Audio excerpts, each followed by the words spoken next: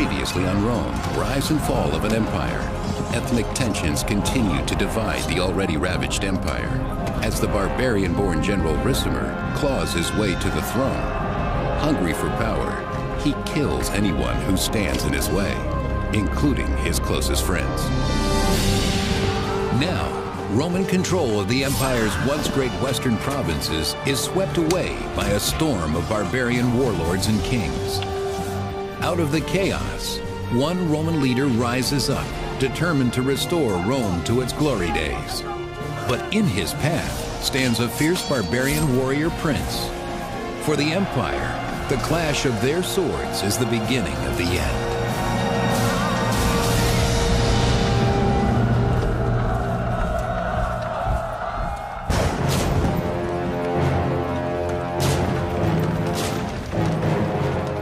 By the 5th century AD, after hundreds of years of constant warfare, the Western Roman Empire is a mere shadow of its former self.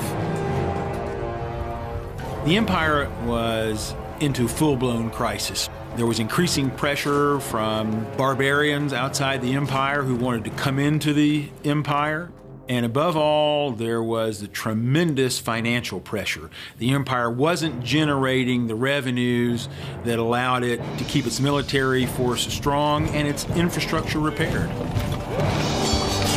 Without a well-armed military, Rome is powerless against one of the largest barbarian forces the empire has ever seen, the Huns, led by their ferocious leader, Attila. 5th century chronicler Callinicus recounts their savagery.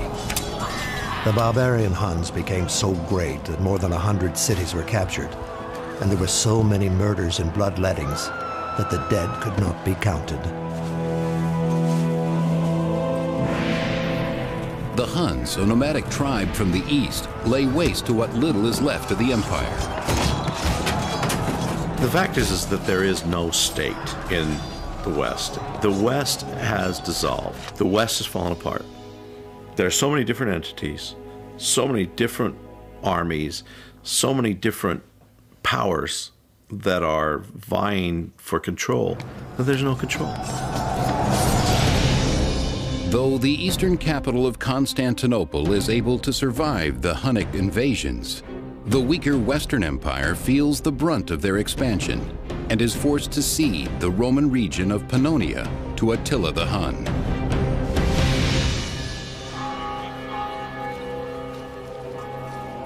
In the empire's former territories, Romans must now answer to their barbarian rulers, the Huns.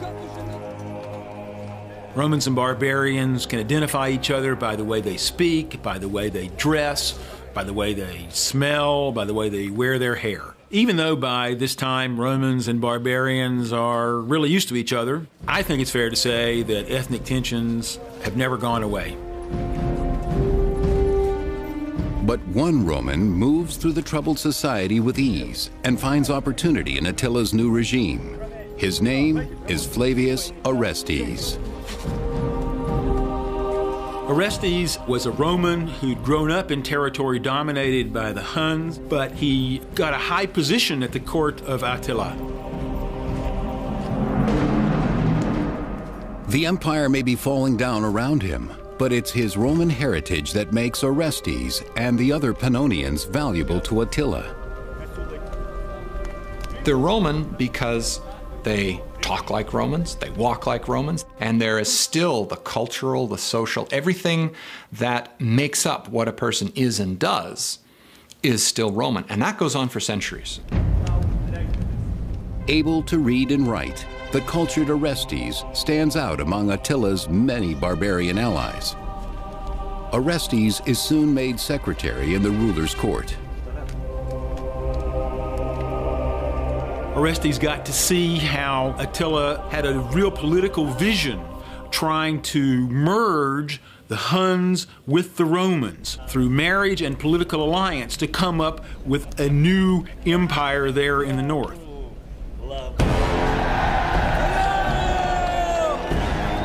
Having daily contact with Attila the Hun, Orestes experiences firsthand just how brutal barbarian justice can be.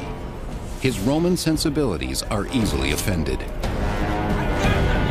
I think it is fair to say that there's what we would call ethnic tension between barbarians and Romans. They faced a problem similar to the problem that we face today.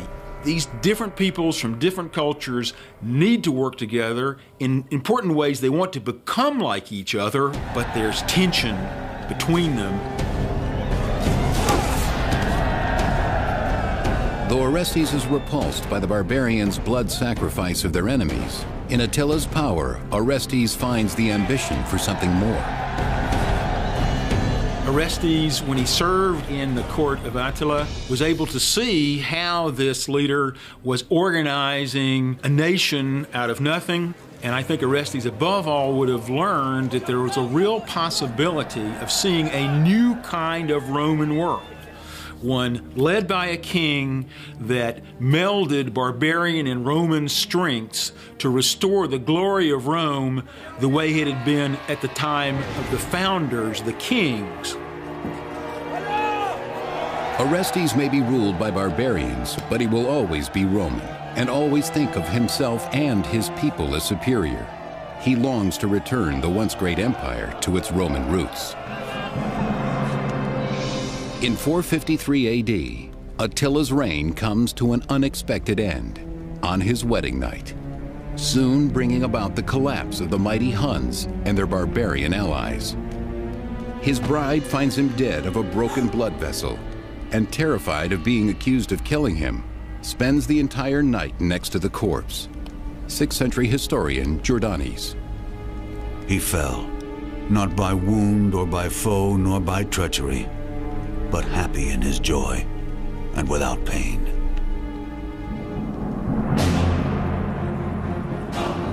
But the Huns' demise cannot save Rome. The power vacuum that results only allows more barbarians to descend upon the fading Western Empire. In the following years, Rome's cities fall into disrepair. Hunger prevails, and beggars fill the streets. Orestes wanders, no longer a man of influence. He seeks his fortune in a land struggling to survive. The infrastructure seems to have crumbled in some cases fairly quickly. It varied from one region to another. Aqueducts, it's true, sort of perhaps fall into disrepair, and the quality of pottery, perhaps in some places, diminishes. It's all getting a bit more hectic. The street plans begin to change. The regular features break down. It is a time of diminished hope and starving children. The details of Orestes' travels are lost to us, but as a true Roman, he refuses to believe that the empire is beyond saving, that the humanity and civilization at its core cannot be brought back. He sets his sights on one day making his way to the city of Rome. The fact is that Rome fell physically far earlier than it fell psychologically. The idea that Rome could fall was difficult for many to accept, and many didn't accept it. They believed as long as there was an emperor on the throne, there was a Rome. As long as there were walls around the city, there was a Rome. As long as there was somebody who believed a Rome existed, the empire in fact existed. In the mid-5th century, after years of constant pressure from barbarian attacks, Rome is forced into a treaty with a powerful tribe called the Burgundians, granting them valuable Roman land in exchange for military service. Originally from Scandinavia, like many Germanic barbarians, the Burgundians are allowed to settle in southern Gaul. These territories on the periphery of Italy are the first to go. It's just very slowly, little bits and pieces are given away. In a way, it's kind of like if you think about your body. If you're out in the cold, your body is programmed to make sure that your brain and your sort of heart and whatever survive no matter what. So your fingers go first, your toes, your feet, your hands, and it's very much like the Roman Empire. In return for these land grants, the Burgundians must supply the empire with mercenary soldiers. But this treaty only furthers Rome's plight. When they give land to the barbarians, since land is a great source, perhaps the principal source of revenue, the more land they give away, the less money they have coming in. The less money they have coming in, the more land they have to give away in order to keep barbarian support, to keep the army strong. So it really is a vicious spiral that leads more and more to a financial crisis. The Burgundians' leader, Gundobad, is the son of a mighty chieftain. But as the empire grows weaker and more desperate for his tribe's many mercenaries, he is a powerful force in Rome as well.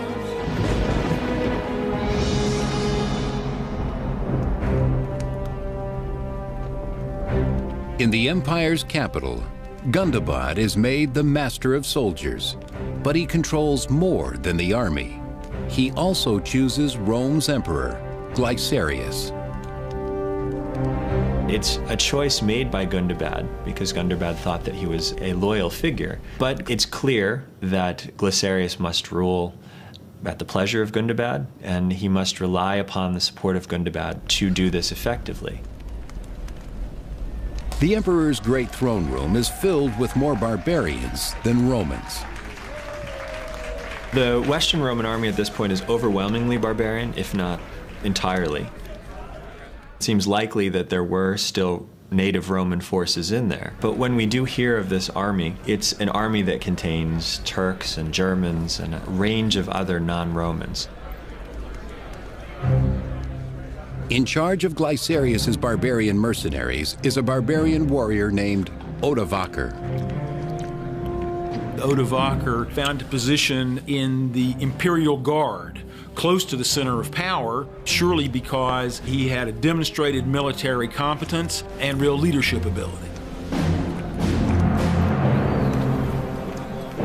This is the Rome that Orestes encounters when he finally arrives after decades of travel. Upon first meeting Odovaker, he cannot know how deeply the empire has changed since its glory days.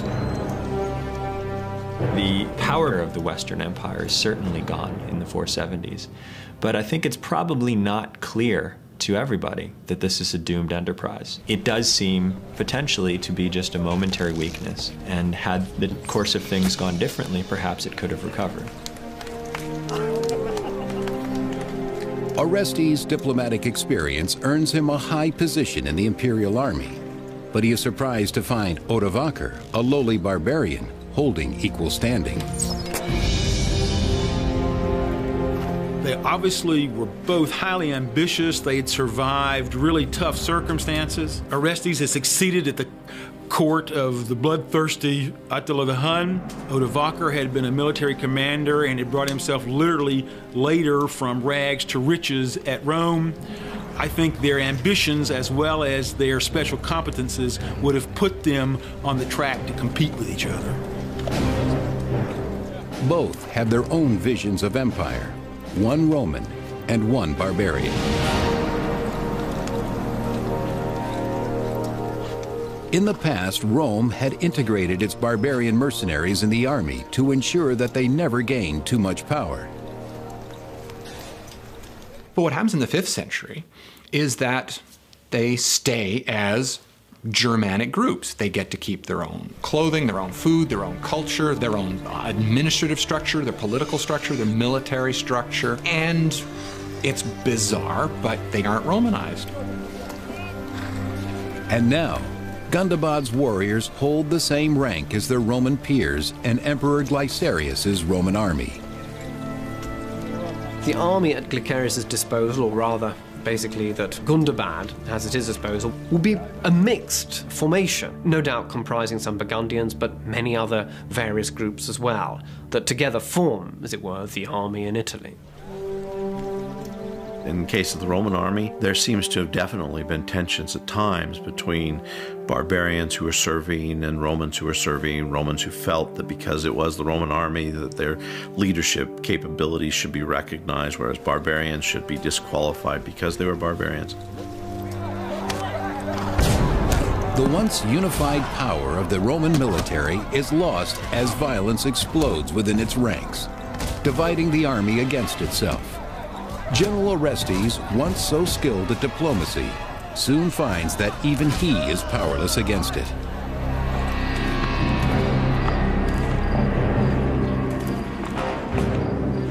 As Rome suffers greater losses against tribes like the Visigoths in Gaul, Roman soldiers must question the allegiance of their barbarian allies. I think everybody had their own interests at this point. Things become somewhat fragmented and diffuse, so that what we're dealing with is a group of people whose interests are no longer united, even among the Romans themselves. Chaos reigns on the battlefield when the army no longer fights for the empire, but every man for himself. When the enfeebled Western Empire can no longer keep its enemies from sacking the Mediterranean coastline, the stronger Eastern Empire, based in Constantinople, finally steps in.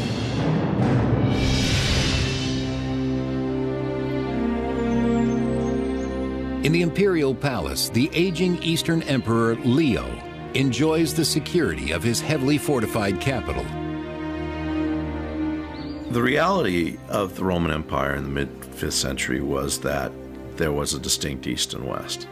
The reality was also that the East was prosperous, the West was not.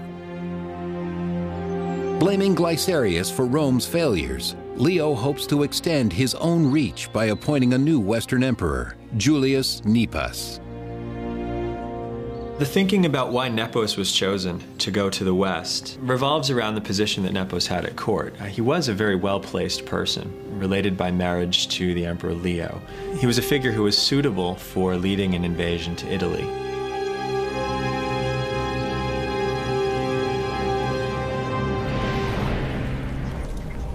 In 474 AD, Nepos assembles an army and leads his troops away from Constantinople, bound for Italy. The East is going to look to reassert its influence in the West and find a candidate who could depose Glycerius. Its reaction is not a surprising one. As a newly appointed emperor, Nepos has a great deal to prove, and even more to lose, if he fails in bringing the Western Empire back from the barbarians. As Nepos's army sails from Constantinople, the Western Emperor Glycerius must prepare his own army to counter the attack in Rome. But when Glycerius orders Orestes and Odovaker to ready their troops for battle, he encounters firsthand the problem of barbarian loyalty. Gundobad and his Burgundian troops desert him in his hour of need.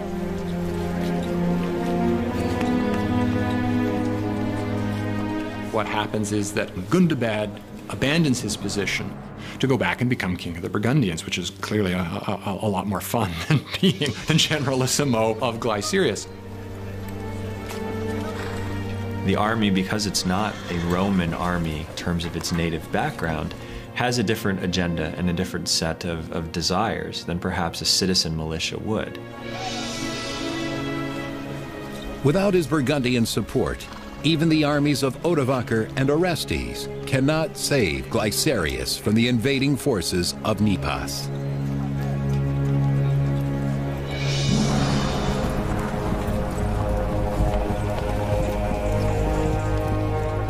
As Nepos draws near Rome, Glycerius and his commanders ride out, not for battle, but to plead for mercy.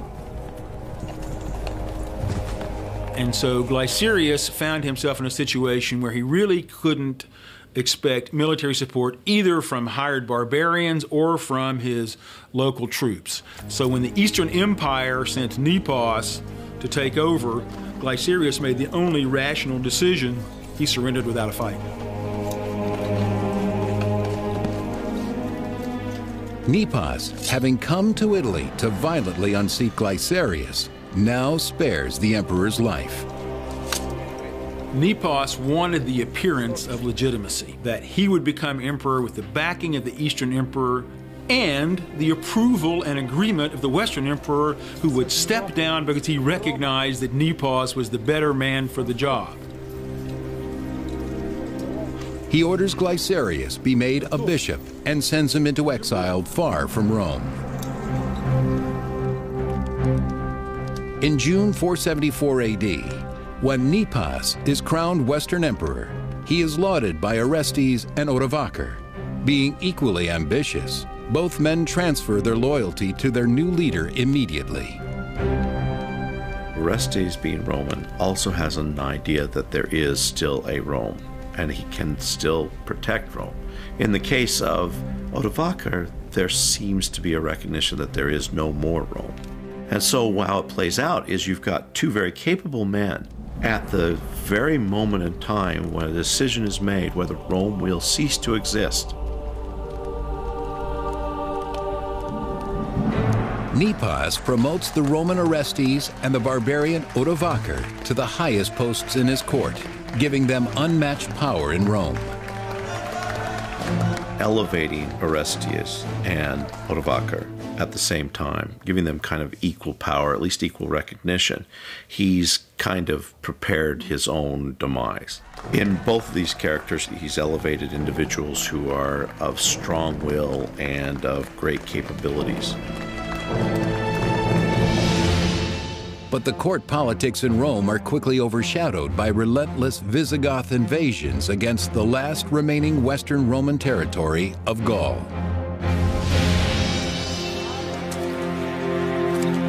At the height of the Roman Empire, this region, now known as Provence, France, was a prosperous community. But throughout the 470s, its people are subject to constant raids from the Visigoth barbarians and their king, Euric. The very ambitious Visigothic king, who was a real expansionist, decided that he was going to attack this area there in southern France that wasn't under his control. By this time, the Visigoths really did have an overwhelming force. And so it was simply part of the process by which Roman territory in Gaul was constantly shrinking until it was reduced to just a tiny slice along the coast of what is today southern France. The bloodthirsty Visigoth warriors lay waste to the villages of Provence, showing no mercy to the helpless Roman citizens. Barbarian Visigoths invade southern Gaul, forcing the meager Roman legion stationed on the border into battle. The imperial soldiers, underarmed and unprepared, are no match for the Visigoths. The Goths seem better organized. Their kingship seems to be stronger. They seem to be able to mobilize more forces, and the forces seem to be better able to deal with whatever eventualities occur in warfare. The fighting is brutal, the carnage overwhelming. Something must be done.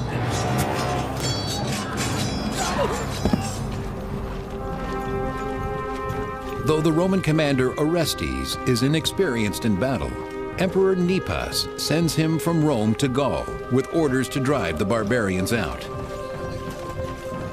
He's to be the new commander-in-chief in Gaul. Now, the thing is, you can ask yourself, is this such a great honor or such a great position to be given that there's very little that's left to be controlled in Gaul? It seems like an honor, but perhaps it was actually a way of sidelining him. We don't know.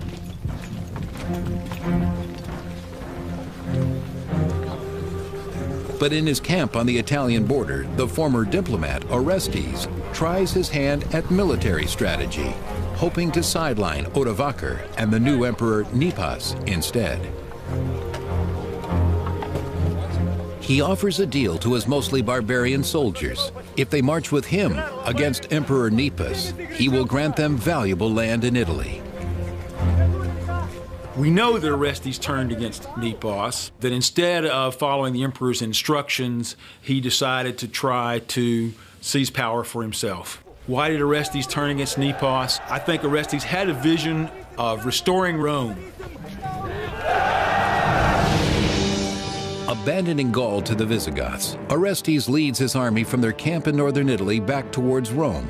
But when Emperor Nepos learns of the invasion, he flees to Ravenna.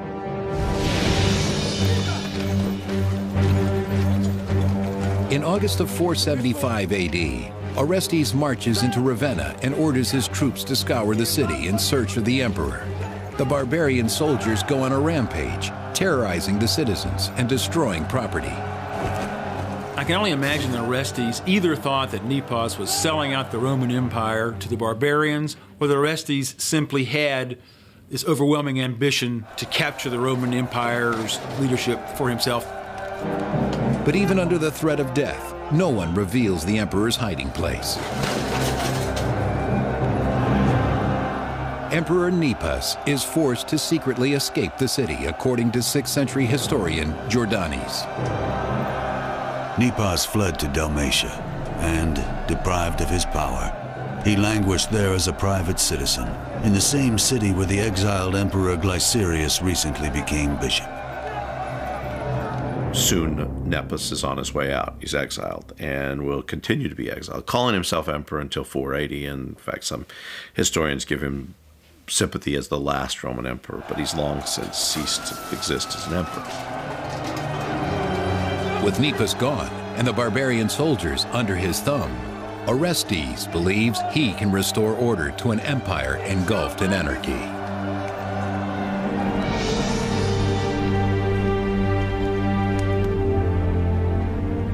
In a surprising turn, Orestes does not take the throne himself, but instead names his young son Romulus Augustulus emperor.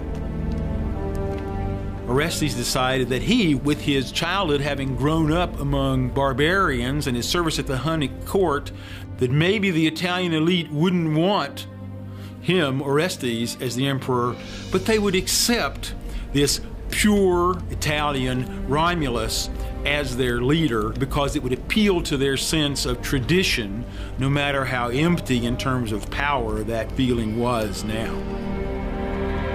The boy will remain in the well-protected city of Ravenna. He was protected by Paulus, his uncle. Romulus is still an adolescent and had not yet come to full maturity, hence his name Augustulus, or Little Augustus. Young Romulus is merely a puppet for his father. It is Orestes who will rule the empire, finally edging out his rival, Odovaker, to become the most powerful man in Rome.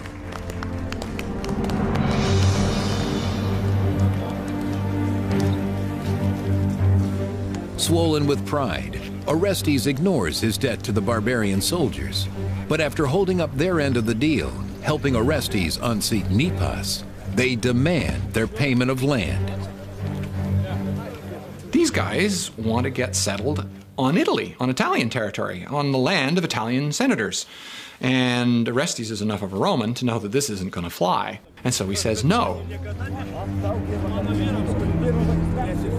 Orestes couldn't pay the soldiers. For the soldiers, the purpose of having an emperor was to pay them. And so when Orestes, the power behind the throne with the sun on it, can't come up with the money that they want, or can't come up with the land that they demand, then there's only one answer. Get rid of that emperor and get somebody else who can get us what we want. With the help of his guards, Orestes is able to flee the chaos, but he underestimates the power of the barbarian army, now bent on revenge. When the barbarian soldiers are denied what Orestes has promised them, settlement land in Italy, they turn to his greatest rival for help, Odovaker. So the soldiers made a perfectly rational decision to go to somebody else, in this case Odovaker, who they thought had a better chance of satisfying their demand. Odovaker was a barbarian, and they could expect that he wouldn't have nearly as many qualms about giving them land or money or whatever they needed, regardless of where it came from, in order to make them happy. The soldiers make Odovaker an offer he can't refuse.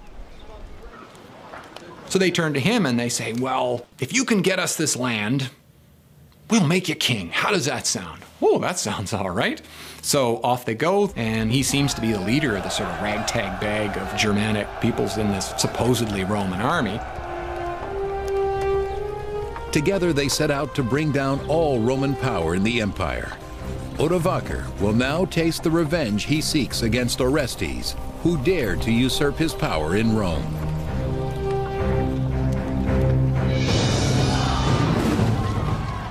They immediately begin to raid the cities of Italy.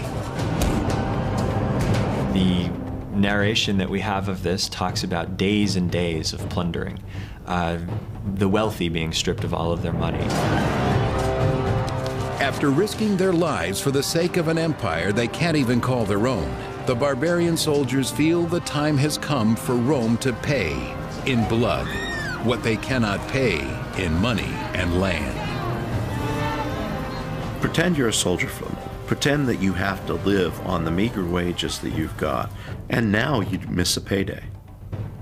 One payday, you may be able to make it. 2, 3, 4 paydays in a row, you're starving.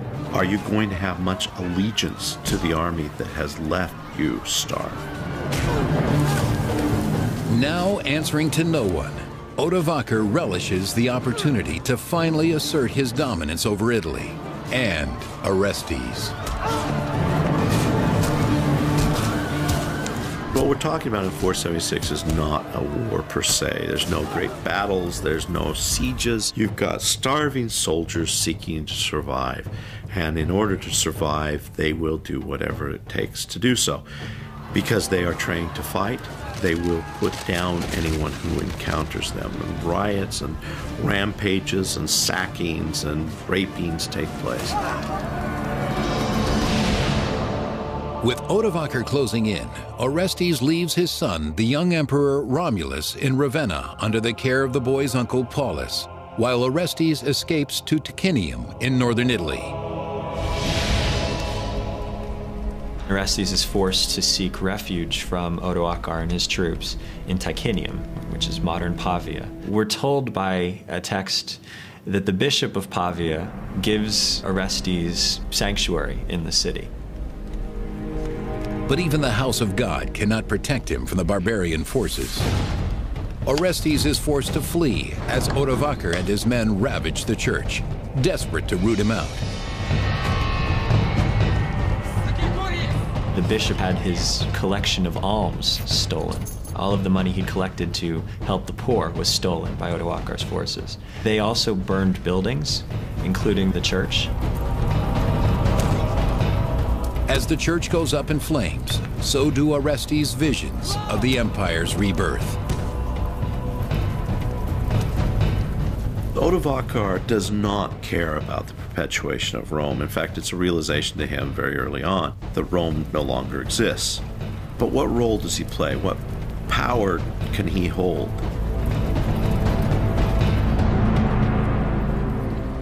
Orestes and his guards escape Ticinium, hoping to buy enough time to prepare for the certain face-off with Odovaker.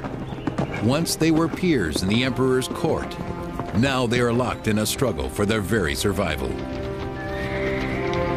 Both are very proud of the position they hold, and neither are willing to recognize the other has any power at all.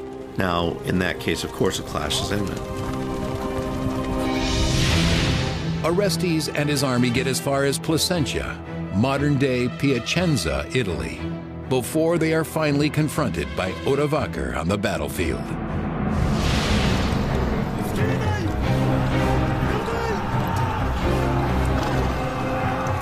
The inexperienced Orestes has little chance against the savagery of Odovaker's barbarian troops.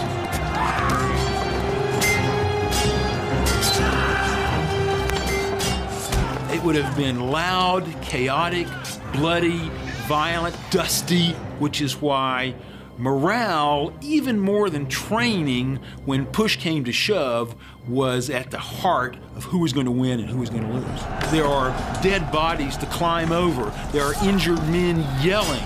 There are people loosing their bowels from fear.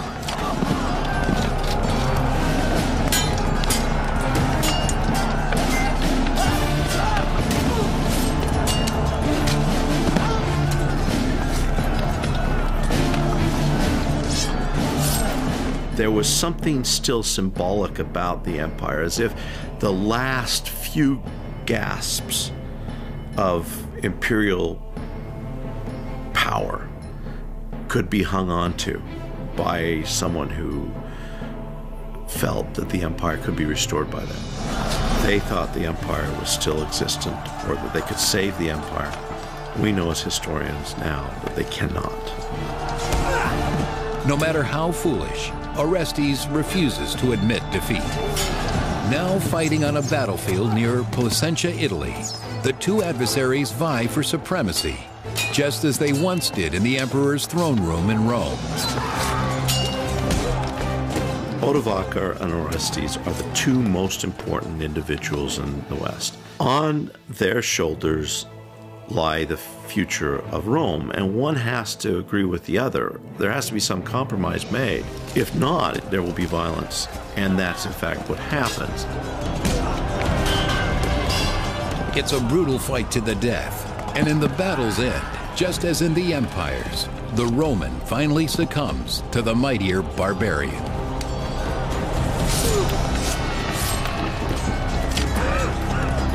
We don't know exactly what happened when Odovacar caught up with Orestes, but my suspicion is that it was a quick and brutal end. There was not going to be any elaborate ceremony. There was not going to be any elaborate funeral. Orestes was to disappear. I'm sure his execution was swift, silent, and total. Victorious, Odovacar and his troops marched to Ravenna to address the only unfinished business left, the young son of Orestes, the last Western Roman emperor. The 12-year-old emperor, Romulus Augustulus, and his uncle Paulus are unaware of Orestes' death and unprepared for the murderous assault of Odovacar's men. When Odovacar comes to Ravenna, Romulus is not able to put up much of a fight, but Paulus, who is charged with protecting Romulus, manages to do this and tries to protect his nephew. Odovacar's forces then kill Paulus and move against the boy emperor, Romulus Augustulus. Terrified, the boy flees the sounds of his uncle's murder. The last Roman emperor, trapped like a bewildered animal, cannot hide from the barbarian's blade. There is no escape. Romulus is a mere figurehead, and so there's no reason, in essence, for Odovacar to do anything to him.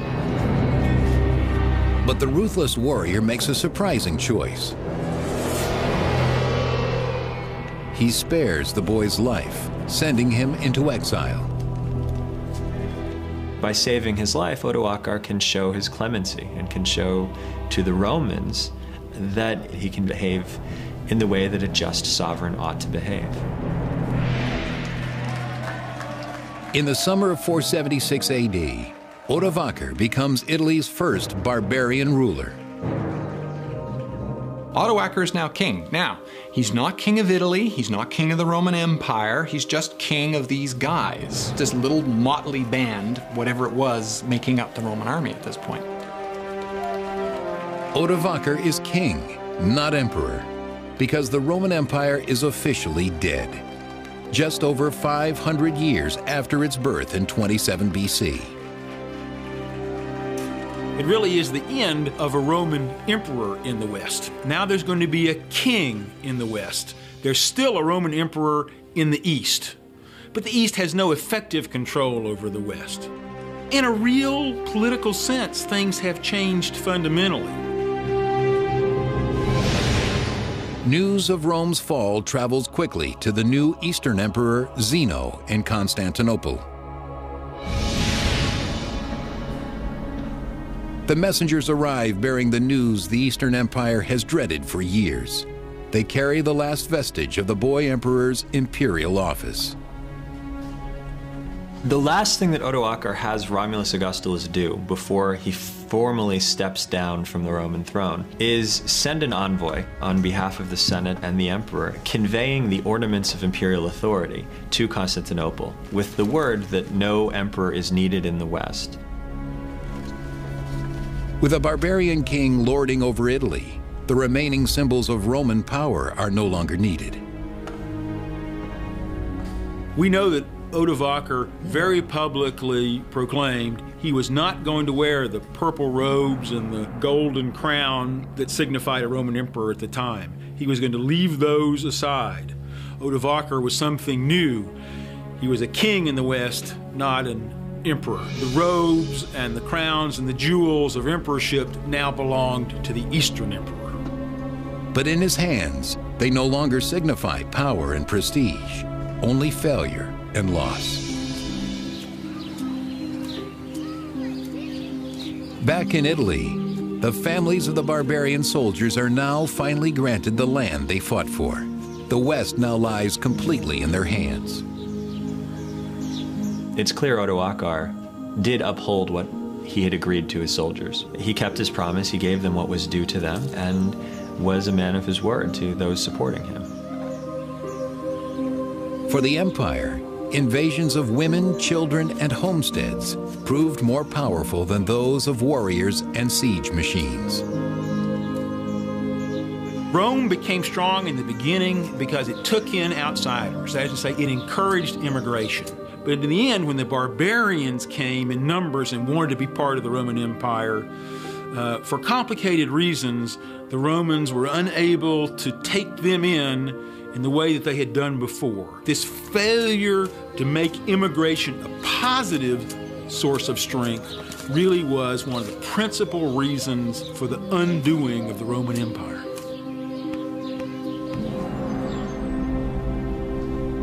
But despite the fall of the empire, in remote places like monasteries and libraries, the great knowledge and ingenuity born of Roman civilization is miraculously salvaged and saved. The idea of Rome endured because in those pockets where there was still an emphasis on learning and education and books, it was Romanness and the classics of Roman literature and culture that were seen as the foundation of a civilized life. The Roman Empire has bequeathed a huge amount to us, certainly in the West. So many institutions, so much terminology, the very languages that we speak that are so marked by Roman influence. It's all around us. We simply cannot escape the Roman legacy, however hard we may try. And that's why it matters.